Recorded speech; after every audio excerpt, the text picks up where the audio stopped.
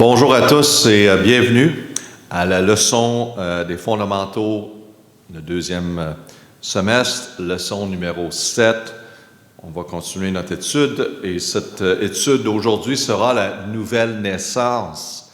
La nouvelle naissance. Avant de commencer, on va chanter une chanson ensemble. Entendez Christ qui vous appelle et je vous ferai pécheur d'hommes. Donc on chante ensemble. Entendez Christ qui vous appelle, qui vous appelle, qui vous appelle. Entendez Christ qui vous appelle, venez à lui, venez à lui, venez à lui. Entendez Christ qui vous appelle, venez à lui.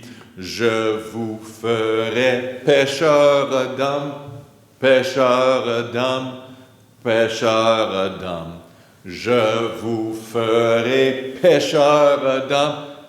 Vous me suivez. Si vous me suivez, si vous me suivez, je vous ferai pécheur d'hommes si vous me suivez.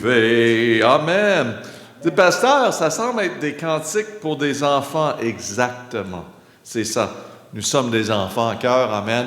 Et aussi, si vous êtes dans le ministère et vous allez faire des campagnes d'évangélisation, vous avez besoin de connaître ces cantiques et les chanter avec les jeunes afin qu'ils peuvent les connaître et les chanter avec leurs parents et tout ça. C'est merveilleux. Des petits cantiques avec un message dedans. Donc, j'en connais des centaines de cantiques et c'est merveilleux. Aujourd'hui, je les chante encore, je les chante avec les enfants, je les chante dans mon foyer. C'est merveilleux. Amen. Donc, la nouvelle naissance et l'étude aujourd'hui, on a touché sur ces sujets, mais on va aller plus en détail parce que c'est la fondation de tout, c'est le salut, cette nouvelle naissance. Il y a des mots dans la Bible qui sont précieux, mais on hésite presque à s'en servir parce que nous avons abusé de ces mots, en voulant dire qu'il y en a qui en servent de ce mot, de la nouvelle naissance, de différentes façons, qui n'est pas les façons bibliques. C'est utilisé dans différents milieux. Un terme utilisé qu'on va dire, c'est d'être naître de nouveau, qui a été dilué par le monde à un tel point que nous faut maintenant redéfinir le terme. Que signifie pour vous d'être naître de nouveau? Aujourd'hui, vous êtes né de nouveau si votre vie a changé. Donc, il y a certaines choses qui sont mentionnées. C'est simplement un changement de vie, veut dire pour certaines personnes d'être né de nouveau. Il est utilisé dans les chansons populaires pour parler de tomber en amour. Les super vedettes de Hollywood, en grand nombre, professent être nés de nouveau. Toutefois, ils continuent de vivre et de vivre dans le péché.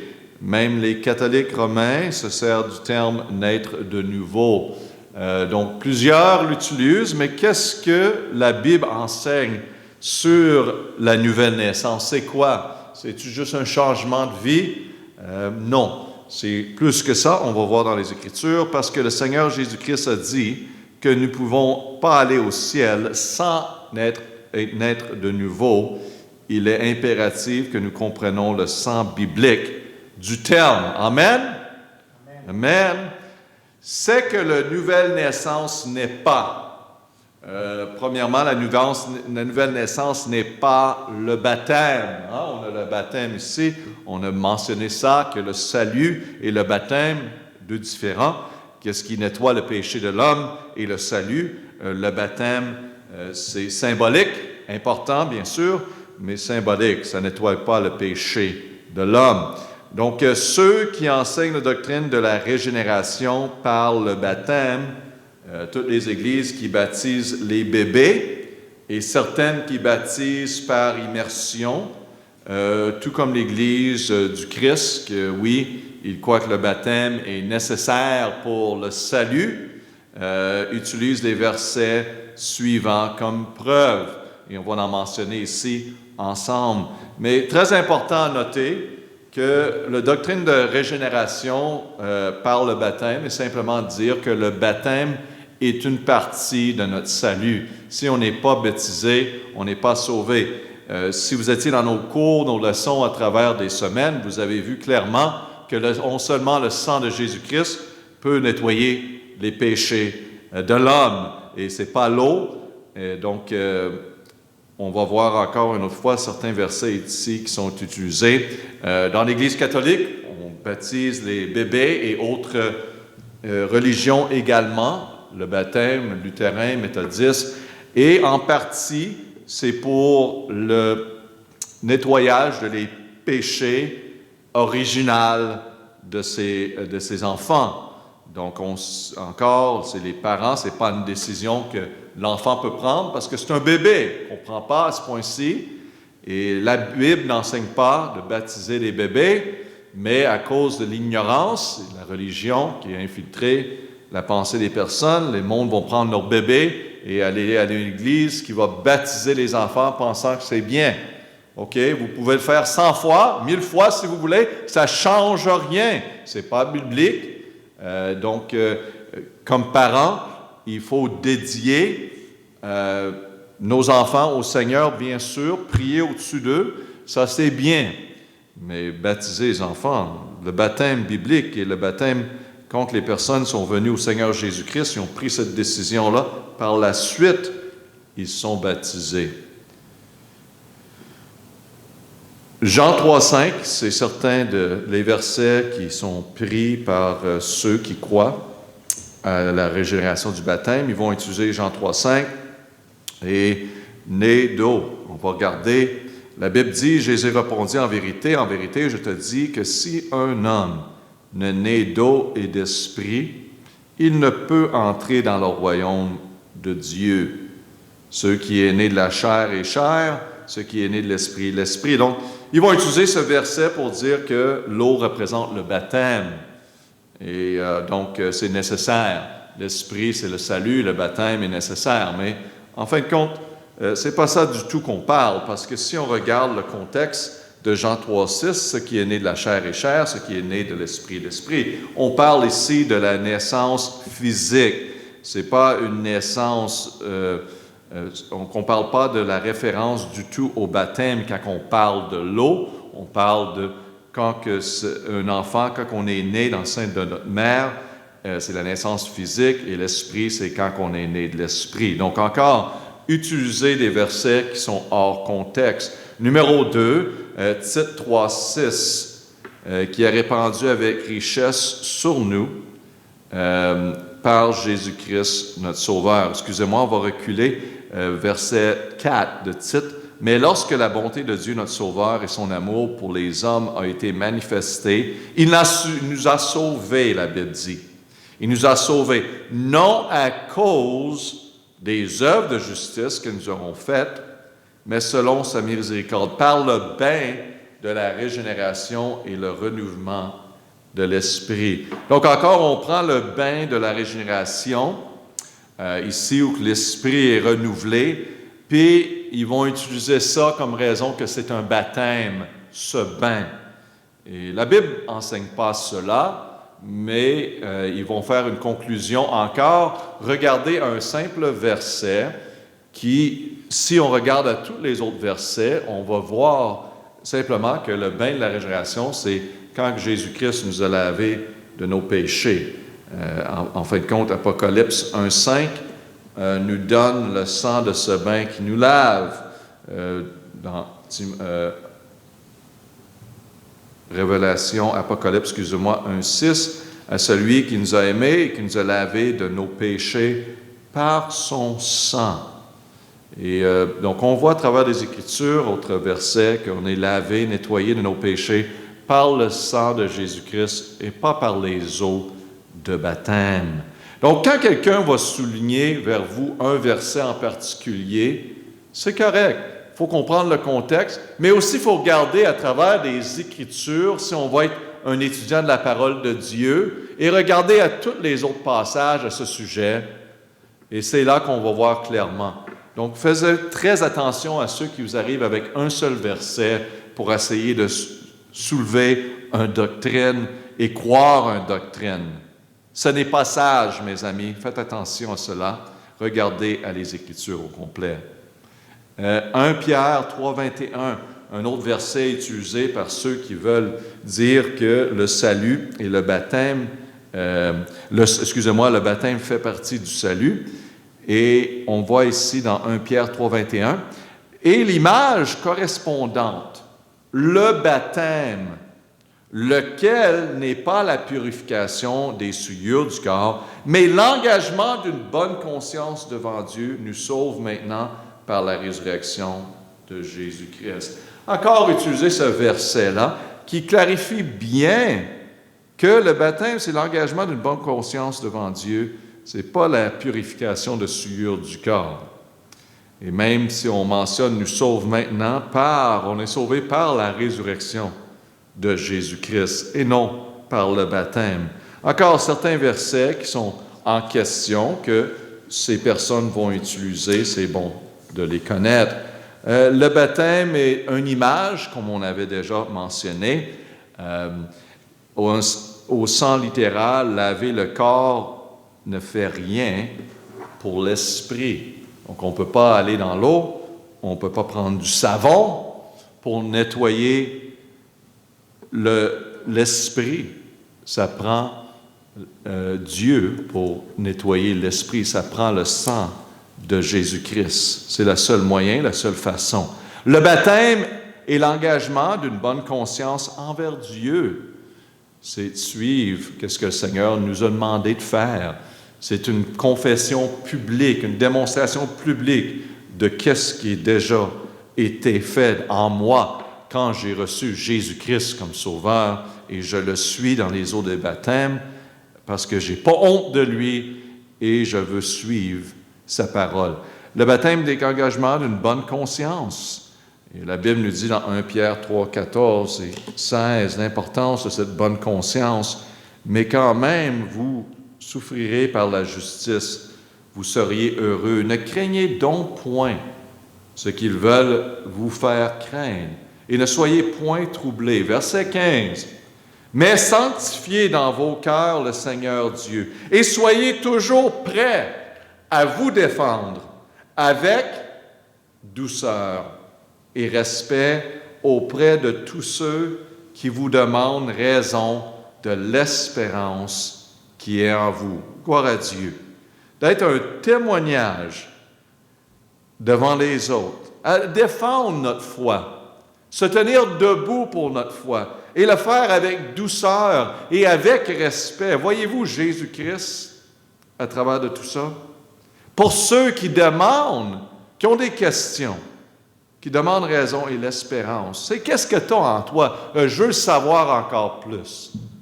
Amen. Et verset 16, ayant une bonne conscience, afin que ceux qui blâment votre bonne conduite en Christ soient confondus de ce qu'ils disent contre vous, comme si vous étiez des malfaiteurs. Mes amis, quand ils veulent aller contre vous, avec des accusations qui ne se tiennent pas du tout, qui ne sont pas vraies, que c'est évident, c'est merveilleux. Et la Bible dit qu'ils soient confondus.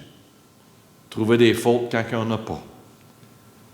Ça, c'est ça d'avoir une bonne conscience envers Dieu.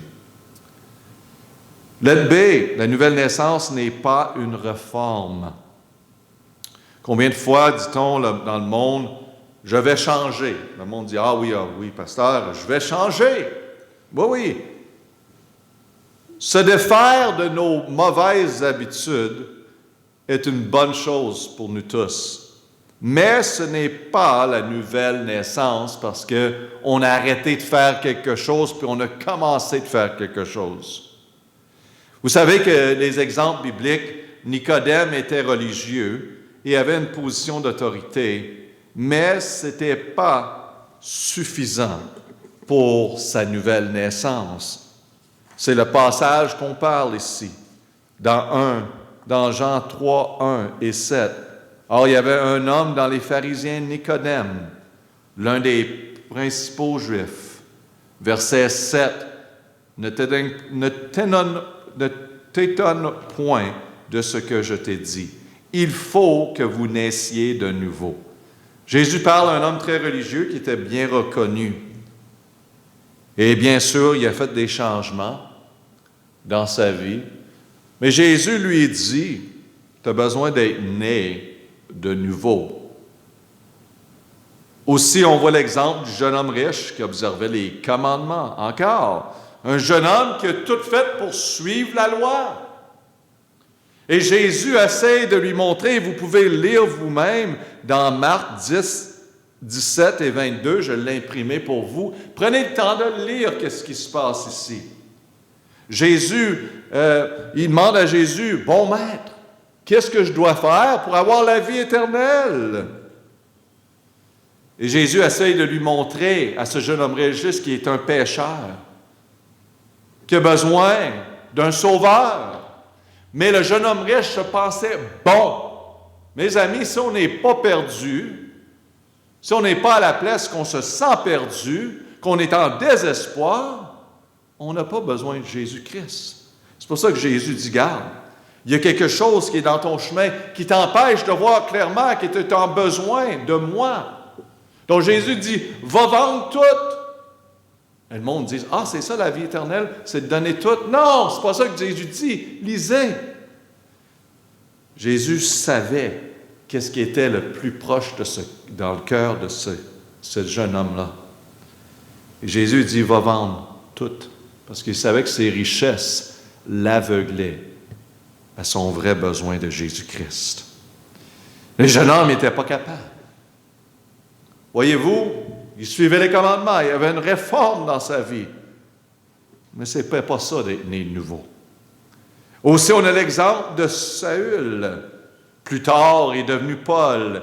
Avait toutes les raisons au monde d'être accepté par Dieu. Et on va lire les passages ici dans Philippiens 3, 4. Mais regardez comment bon Saül était, Paul. Quoique je puisse, moi aussi, me confier en la chair. Si quelqu'un croit pouvoir se confier dans la chair, je le puis encore davantage. Moi, Paul dit, circoncis le 8e jour, de la race d'Israël, de la tribu de Benjamin, hébreu, né d'hébreu, quant à la loi, j'étais pharisien. Quant au zèle, j'étais persécuteur de l'Église. Quant à la justice selon la loi, irréprochable. Mais ces choses qui m'étaient un gain, je les regardais comme une perte à cause de Christ. Bien plus, je regarde toutes choses comme une perte en comparaison de l'excellence de la connaissance de Jésus-Christ, mon Seigneur, pour qui j'ai perdu toutes choses et je les regarde comme des ordures afin que je gagne Christ. Des ordures. Amen. Toutes ces choses-là qu'il était dans son passé, qui semblaient être incroyables, il appelle ça des ordures.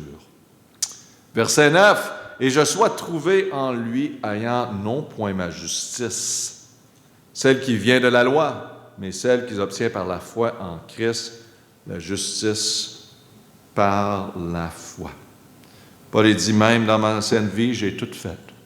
Je suivais la loi à la lettre. Mais il dit, garde, ça, c'est pas être né de nouveau. Paul a vécu ici. Et il dit, c'était point par ma justice, point par les choses que je faisais. Ça n'avait rien à faire avec ça. Et encore aujourd'hui, le monde regarde à eux autres mêmes, puis ils pensent que la nouvelle naissance, c'est les changements qu'ils ont faits, qu'est-ce qui suit leur religion, qui font certaines choses. Mes amis, la nouvelle naissance vient de Jésus-Christ.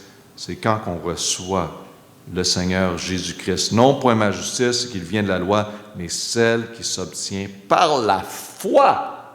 Ça, c'est le salut en Jésus-Christ, qui est la justice de Dieu par la foi, pas par les œuvres, pas par la bonté de l'homme, par la foi. Amen. C'est simple le message de l'Évangile, c'est merveilleux. Quelle liberté que le monde peut vivre, qui sont plus en dessous de la loi. Se demander s'ils sont sauvés. Mes amis, aujourd'hui, je ne me demande pas si je suis sauvé. Je crois à la parole de Dieu par la foi qui dit « Quiconque croit en lui sera sauvé ». Amen. Si je confesse et je crois en lui, je serai sauvé. Et aujourd'hui, je vis présentement dans la vie éternelle parce que Jésus-Christ m'a sauvé. Je crois sa parole. Et c'est merveilleux d'avoir cette assurance. Et c'est pour tous. La nouvelle naissance n'est pas une expérience religieuse. Ce n'est pas une réforme. Regardons ici dans le livre des Actes 8, 9. On va voir que ce n'est pas une expérience religieuse. Plusieurs pensent que leur expérience est le vrai salut. Quelqu'un a vu quelque chose, a eu un rêve ou quoi que ce soit, a vu vraiment quelqu'un est venu dans leur chemin et ils ont dit quelque chose, et là ils croient que c'était leur vrai salut. Non, il y a plusieurs expériences dans cette vie, mais si vous regardez l'expérience de Simon le magicien, il avait fait une expérience, mais cela ne suffisait pas du tout.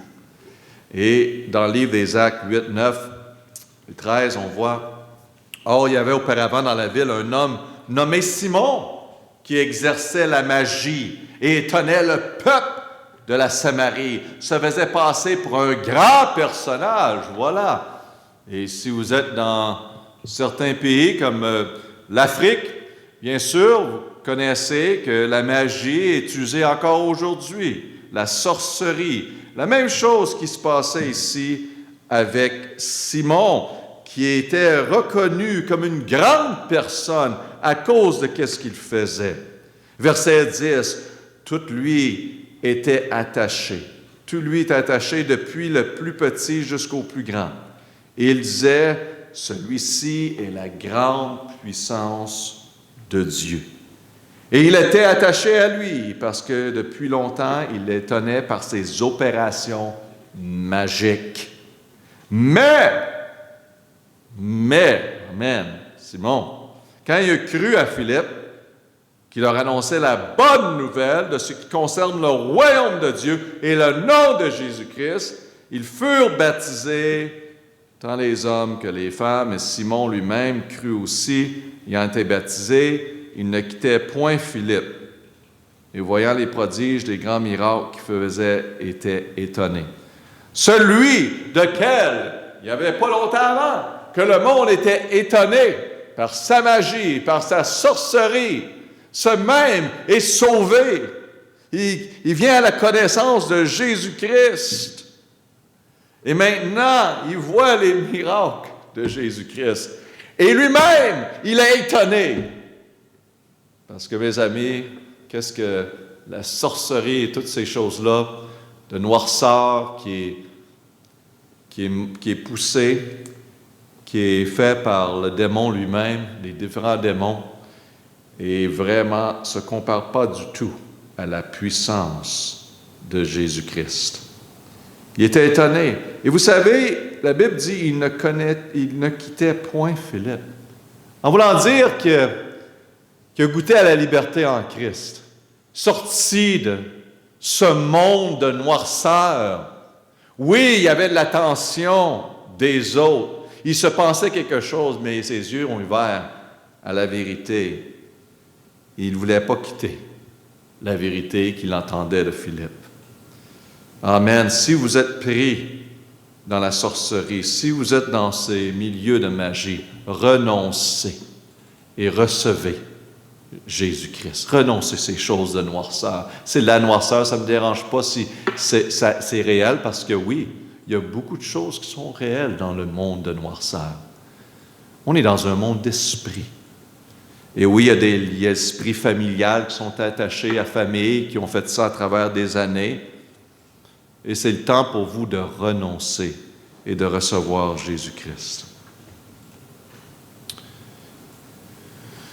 Et bien sûr, qui étant descendu, verset 15, prie pour eux afin qu'ils reçussent le Saint-Esprit. Alors les apôtres les imposent leurs mains et ils reçurent le Saint-Esprit. Mais Simon, voyant le Saint-Esprit était donné l'imposition des mains des apôtres, leur offre de l'argent en disant, tu sais, Simon qui vient d'être délivré, là, il avait besoin d'apprendre des choses. Il a vu les disciples qui priaient au-dessus des personnes, des apôtres, pour faire l'œuvre de Dieu, qu'il reçoit vraiment la puissance du Saint-Esprit. Il dit lui-même, moi aussi je veux avoir cette puissance-là, donc je vais vous donner de l'argent. Il avait besoin d'apprendre, n'est-ce pas? Vraiment. Et donnez-moi aussi ce pouvoir. Mais Pierre lui dit que ton argent périsse avec toi, puisque tu as cru que le don de Dieu s'acquirait avec de l'argent. Il n'a point ni ta part, ni à l'autre c'est de faire, car ton cœur n'est pas droit devant Dieu. Repens-toi donc de ta méchanceté et prie Dieu, s'il est possible de penser de ton cœur, de te sois pardonné. Donc, on voit ici l'importance de connaître la parole de Dieu. Et ce n'est pas juste nos expériences religieuses qu'on dit, qu'on va vivre jour après jour, suivre la religion, mais qu'on suit vraiment la parole de Dieu. Lorsqu'on est né de nouveau, Jésus nous avertit au sujet des expériences futiles uniquement émotives. Si vous voyez aussi dans Matthieu 13, 3, ici, il leur dit plusieurs choses par des similitudes et leur parlant ainsi. Jésus donne ici un exemple. Un autre partie tomba sur les endroits pierreux, où elle n'avait que de peu de terre et se leva aussitôt parce qu'elle n'entrerait pas profondément dans la terre. Vous donc entendez le parabole de semeur. Et celui qui a reçu la semence dans des endroits pierreux, c'est celui qui entend la parole et qui la reçoit aussitôt avec joie. Mais il n'a point de racine en lui-même, il ne dure qu'un moment, et lorsque l'affliction ou la persécution survit à cause de la parole, il se scandalise aussitôt. Donc ici, Jésus nous avertit dans ces versets des expériences où que le monde, la parole de Dieu tombe pas les bons endroits et prend pas racine dans le cœur de l'homme. Oui, il entend. Oui, ils ont des expériences. Oui, il croit certaines choses. Mais ce n'est pas la parole de Dieu. C'est comme une semence qui ne tombe pas, qui ne prend pas à la bonne endroit. Donc, ici, vous avez un petit dessin dans vos notes. Vous voyez le fait, foi, émotion. Lorsqu'on est né de nouveau, les émotions sont impliquées. Amen, c'est merveilleux d'être né de nouveau et d'avoir cette assurance du salut et d'avoir des expériences qu'on peut partager de notre salut. Mais les émotions ne constituent pas le salut. Donc, qu'est-ce qui est important? Vous voyez le train là, vous voyez le fait. Le fait et la foi est dans le milieu et on a les émotions. Qu'est-ce qui est important? C'est que la foi doit être conduite par les faits bibliques. Dieu le dit qu'on est sauvé par la foi, que c'est point par les œuvres, c'est par la grâce de Dieu. Je le crois et je crois en lui. Donc, je base la vérité de ma foi sur la parole de Dieu et non mes expériences, non mes émotions. Donc, vous voyez ici que les émotions sont arrière de la foi. Oui, ils vont suivre. C'est merveilleux d'être sauvé. Mais mes amis, il y a des fois dans la vie que vous ne vous sentez pas sauvé. Il y a des choses qui se passent dans votre vie. C'est pour ça qu'on ne base pas notre salut sur les émotions, mais sur la parole de Dieu qui ne change jamais, qu'on peut faire confiance en tout temps. Donc, la foi doit être conduite par les faits, la parole de Dieu biblique. Et non le contraire. Ce n'est pas les émotions, ce n'est pas les expériences qui conduisent notre foi, parce que ça changerait tout le temps. Hein? Moi, j'ai cette expérience-là. Cette personne-là a cette expérience-là. On ne sait plus qu'est-ce qu'est la vérité. Amen. Gloire à Dieu pour la parole de Dieu.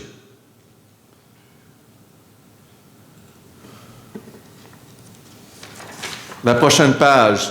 Ce que d'être né de nouveau est vraiment. Là, on va rentrer dans l'enseignement de la nouvelle naissance. La nouvelle naissance est l'œuvre de Dieu. Amen. L'œuvre de Dieu. Ce n'est pas l'œuvre de l'homme, comme on vient de mentionner. C'est l'œuvre de Dieu. Dans Jean 6, 63. La Bible nous dit, c'est l'Esprit qui vivifie. La chair ne sert de rien. Les paroles que je vous dis sont esprit et vie. Donc, dans les espaces à remplir, la chair, ça c'est notre chair, nous-mêmes, ne sert de rien. C'est ça que ça dit. Ne sert de rien. C'est l'esprit qui vivifie, qui nous donne la vie. Mes amis, vous pouvez tout faire pour changer votre vie par vos efforts. Mais si vous mettez Dieu de côté, ça ne sert à rien. Quand on parle de Dieu, on parle de Jésus-Christ. Sa parole. Vous pouvez tout faire. Et le monde peut dire, « Wow, regarde comment il a changé sa vie. » Mais c'est l'Esprit de Dieu qui vivifie. C'est lui qui donne la vie. Donc, l'espace, rien. La première espace, la deuxième espace à remplir, c'est vivifie, qui donne la vie. La nouvelle naissance est l'œuvre de Dieu. Et dans Éphésiens 2, 4, 5, on voit encore, mais Dieu, qui est riche en miséricorde à cause de la grande charité dont il nous a aimés, lorsque nous étions morts dans nos fautes, nous a rendus à la vie ensemble en Christ. C'est par grâce que vous êtes sauvés. Donc ici, on voit dans Éphésiens 2, 4, 5, c'est Dieu, l'espace à remplir, Dieu nous a rendus à la vie. La vie vient de lui. La vie éternelle ici qu'on parle en passant. C'est lui qui nous vivifie, c'est lui qui nous a sauvés et qui nous donne cette vie éternelle. Ça vient de lui, c'est l'œuvre de Dieu, c'est pas l'homme qui dit « Ah, moi je vais changer, puis je vais faire des changements dans ma vie. » C'est pas la nouvelle naissance. Éphésiens 2, 10. Car nous sommes son ouvrage, donc l'espace à remplir, c'est son, ayant été créé en Jésus-Christ pour les bonnes œuvres que Dieu a préparées d'avance afin que nous en marchions.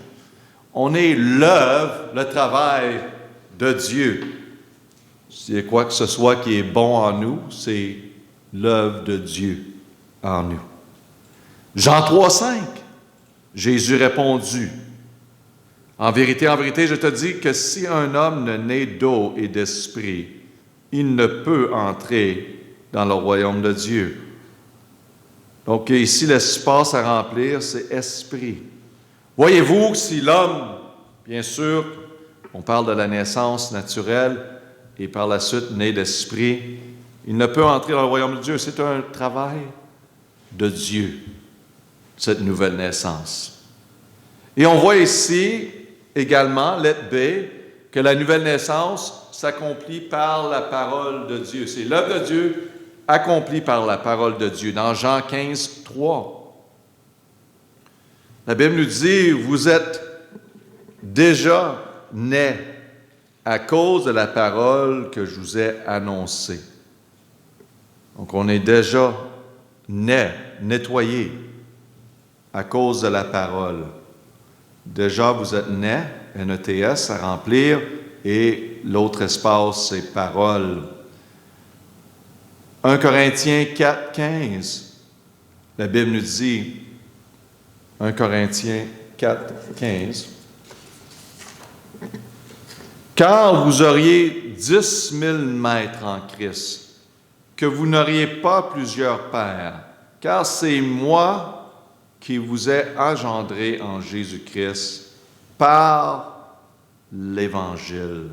Donc, à remplir, c'est le mot engendré par l'Évangile. Disons, on est rentré, on est venu en Jésus-Christ par le message de l'Évangile, pas par le message de l'homme et la religion, mais par l'Évangile de Jésus-Christ. Nous sommes engendrés. C'est là qu'on trouve la vérité. 1 Pierre 1,23 nous dit, étant régénérés, non par une semence corruptible, mais par une semence incorruptible, par la parole de Dieu, qui vit et qui demeure éternellement. Donc, étant l'espace à remplir, régénéré, par la parole de Dieu qui vit et qui demeure éternellement. Mes amis, notre assurance de notre salut est basée sur les Écritures bibliques.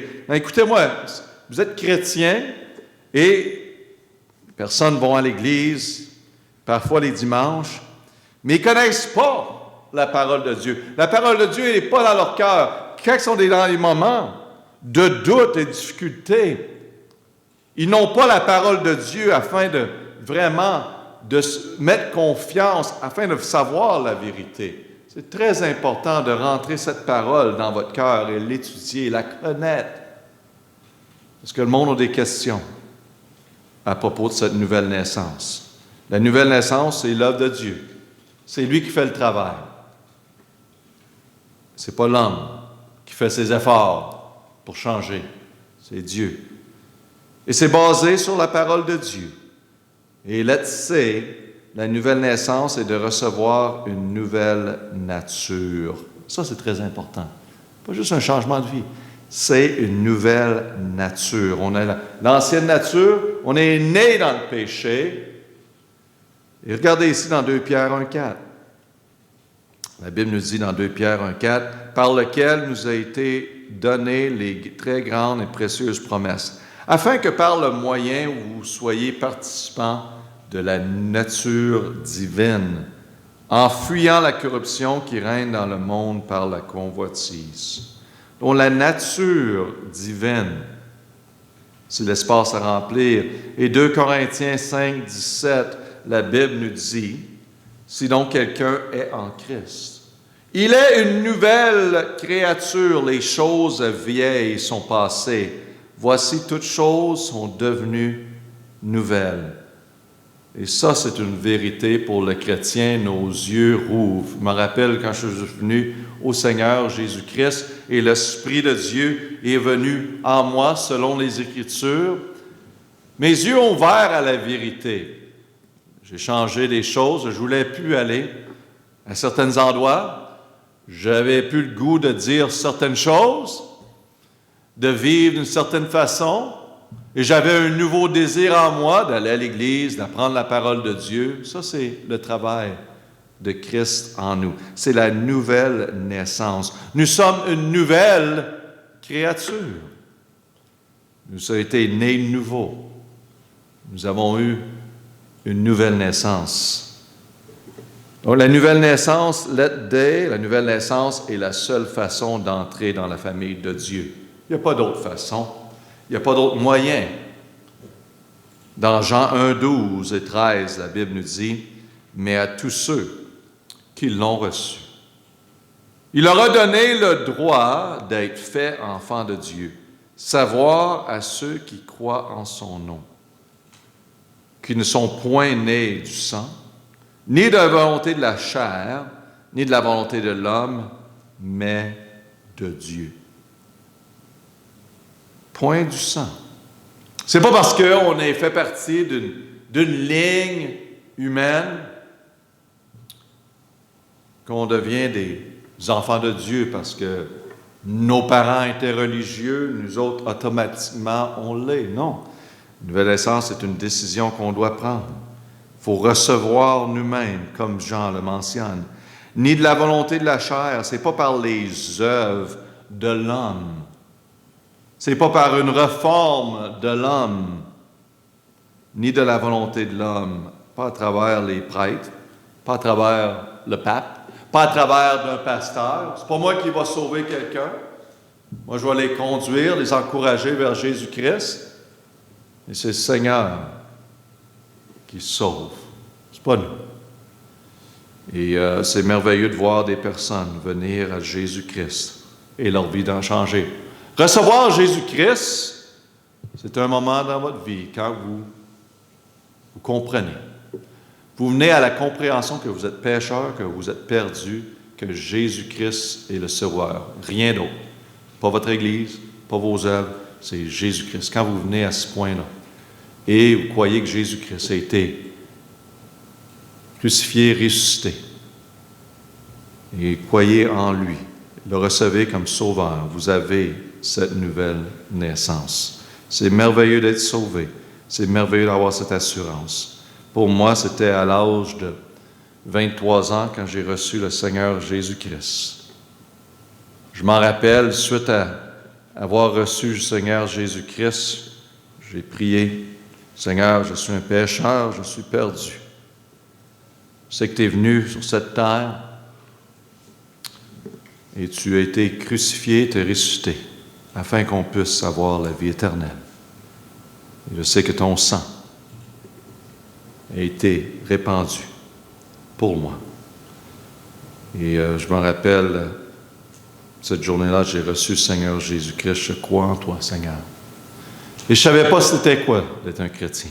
Je ne connaissais pas tout, mais je savais par la foi, c'est ça que je devrais faire. Et je m'en rappelle, suite à cela, j'ai ouvert la télévision. Et à la télévision, il y avait Billy Graham. Vous connaissez Billy Graham qui faisait des crusades. Il dit, si vous voulez recevoir le Seigneur Jésus-Christ, levez-vous de votre chaise maintenant et recevez-la. Je m'en rappelle, il y avait plusieurs personnes, je me rappelle, on se lever, puis il dit, garde, je vais prier, si vous voulez prier avec moi, demandez au Seigneur de se repentir et de croire en lui. Je me rappelle, j'ai demandé au Seigneur. C'était une bonne confirmation pour moi. Et après ça, ma vie a vraiment été changée. Une nouvelle créature. La nécessité absolue de la nouvelle naissance est démontrée dans notre texte, dans Jean 3, 7. Et la Bible nous dit que Jésus lui-même parlait à Nicodème. Il a répondu, en vérité, je te dis que si un homme n'est né de nouveau, il ne peut voir le royaume de Dieu. Il faut être né de nouveau. Sans être né de nouveau, on ne peut voir le royaume de Dieu. Jésus parlait à l'homme religieux, l'homme qui priait, l'homme qui allait au synagogue. Si vous pensez que vos prières vont vous amener au Seigneur, que vos engagements envers Dieu et vos œuvres, c'est bon de faire des bonnes œuvres. C'est bon de s'engager. Mais mes amis, le salut n'a rien à faire avec nous. C'est seulement Jésus-Christ. Il reste à nous de s'humilier devant lui et le recevoir. Ne t'éteigne point de ce que je t'ai dit. Il faut que vous naissiez de nouveau. Si vous n'avez pas cette assurance aujourd'hui de cette nouvelle naissance, pourquoi attendre? Ouvrez votre cœur, où vous êtes, prenez un moment. Seigneur, je viens de comprendre que c'est toi qui sauves, ça n'a rien à faire avec moi. Et selon ta parole, je crois en toi. Je crois à ton salut. Et aujourd'hui, je t'accepte comme mon sauveur et comme mon Dieu. Amen. Le salut est tellement simple et puissant, il va transformer votre vie. Et vous avez l'assurance de ce salut. Comment un homme est né de nouveau? Tout comme pour notre naissance physique, il y a 3 conditions requises qu'on a bien mentionnées. Il parle des différentes parties du corps, un utérus, le cœur humain qui est représenté, la semence et la parole de Dieu qui est envoyée, et la conception, c'est l'œuvre de l'Esprit.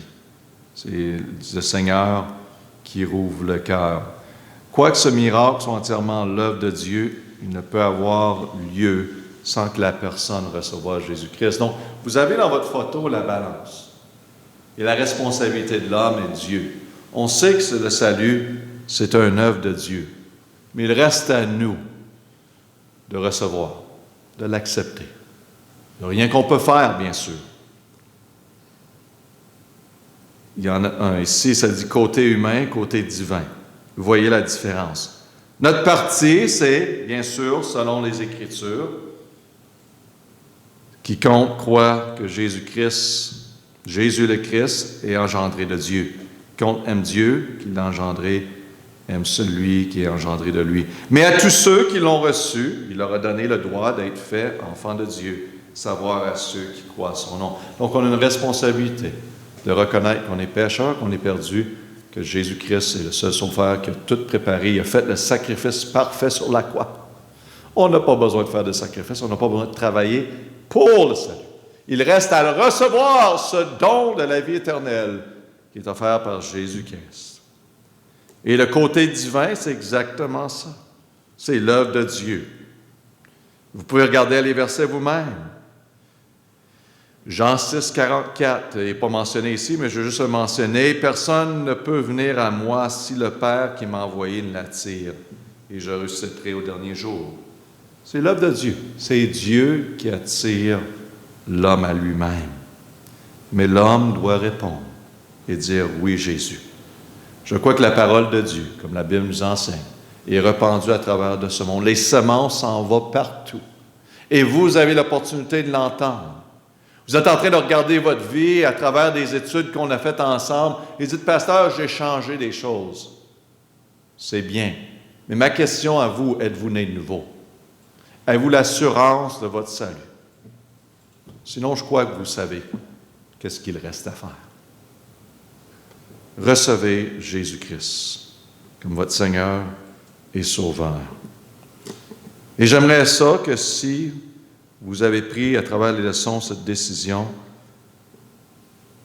de nous mentionner, peut-être donnez-le à votre directeur des cours, mentionnez, pasteur, j'ai l'assurance au salut, j'ai reçu Jésus-Christ dans ma vie.